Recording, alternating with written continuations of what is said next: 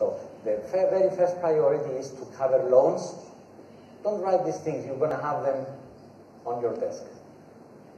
Write what I say and it's not there, because you're not going to have it on your desk unless you invite me back again. So, to cover the loan, and then to cover the income, and then to have critical illness, and then to have health insurance, and then education, and then retirement, and then investment. This is how we need to proceed with covering the foundation and coming up on the pyramid. Otherwise, if we start with investments, and something happens, investment will collapse, and the family or the person will not be covered.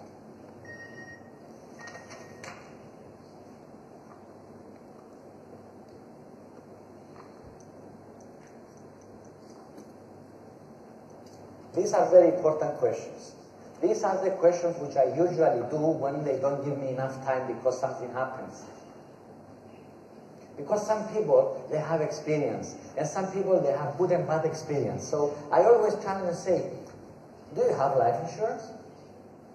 How much life insurance do you have? Because it's not up to if you have life insurance, it's how much you have. You might have 3 policies, total 50,000 covered, or you might have one, total million covered. So, and they tell me, yes, I have. And is this policy, this is in force? And they say yes or no. And do you remember the circumstances you did this policy, you have this life insurance? I need to know under which circumstances this person bought his life insurance, because it might be useful for my case as well. And then I ask, and 5, 6, 7, 10 years later, depends how many years is this policy, how do you feel about this decision? So now I challenge his attitude. And he usually tell me, it was a bad idea, it was a good idea, it was good, but it was this, and it was this, and it was the other. And then I say, if you have the chance, Mr. Client, to order your life insurance, or to describe the best plan you can imagine, how can you describe it? And I challenge the client to tell me how he would like to buy and what. And if he's talking about crazy things, I try to fix these things and say, if it was not like this and it was like this, will you be okay? And they say yes and yes and yes. And I always say thank you and I will see you at the next meeting. And I don't say anything, I just collect the information. And sometimes I ask, how the proper, the correct agent, the correct advisor supposed to be for his clients? And I challenge my prospect to describe me what to do and what not to do. And they tell me, he has to be honest, he has to speak slowly, he has to not use any strange words, or he has to be patient and come back again and do not expect me to sign from the very first meeting. He helped me with things which I would never imagine.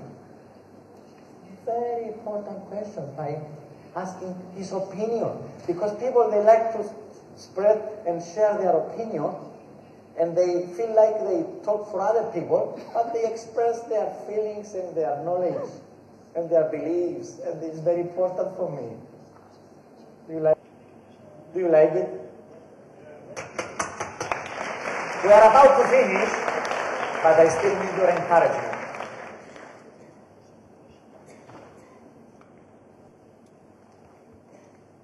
There are 4 kinds of objections. These are the main objections.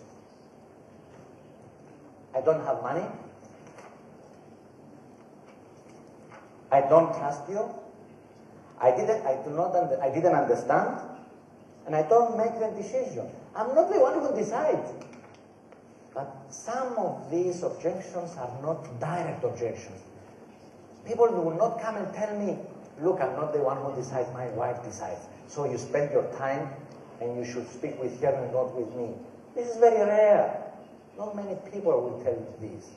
So in order to not have this, I ask my clients and say, for this kind of things, like life insurance or investment, do you decide yourself or do you decide with someone else? At the early stage. And they might tell me, myself. And you never ask your wife, you never ask your lawyer, you never ask your accountant. I want to empty the situation. I do not want to suffer later on. And they say, no.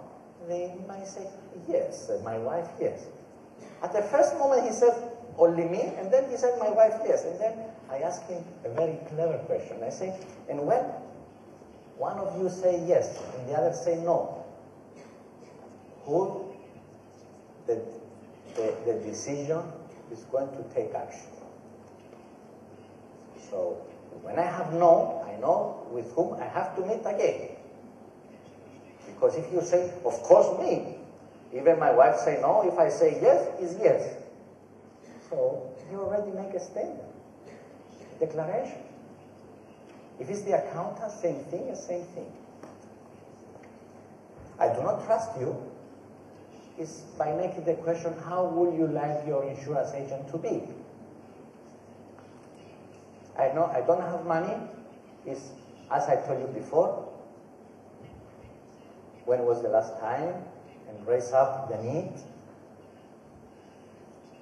And I do not understand is, what did you like the most? Or how will you describe the ideal education plan, the ideal life insurance, the ideal pension plan? And then they tell me, and I try to see whether it fits with what I have or not. If I was not the insurance agent, Mr. Klein, and I was the lawyer, and you had an accident, and because of somebody else's fault, and you came to my office because now you are totally disabled, and we're going to sue him and take him into court because now you are not able to work anymore. You know how we calculate this amount? You are 45, you earn 20,000 euros per year. The next 20 years is 400,000, plus inflation, plus pain and suffer, plus medical expenses, 1 million. But it might something happens to you because of somebody else's fault. Because of, you might be unlucky, or because any other reason. How much would you like to have? People, they say, I don't believe in life insurance. I don't need life insurance. And I always tell them, okay, I understand. But how much would you like if it was free? They all like to have a lot when it's free, believe it or not. So I challenge them and tell them, okay, I understand, and I mean it. But how much would you like if it was free? If it was free, by the time of claim, by the time of the very bad moment, nobody is discussing about the premium. Everybody is talking about the sum assured and the duration and the conditions. Why do I have to talk about the premium at the very first moment and negotiate the premium and to not negotiate the problem? What is my job? My job is to analyze the risks and give the right protection in order, if something happens, to put the person at the first place he was initially. Like the house. We insure the house for the fire, and if something happens, in a couple of months' time, our clients, they will have the same house in the same condition. So what was our job? Is to identify the risk, to insure, in order to take back the premises at the first initial position. Do you understand this?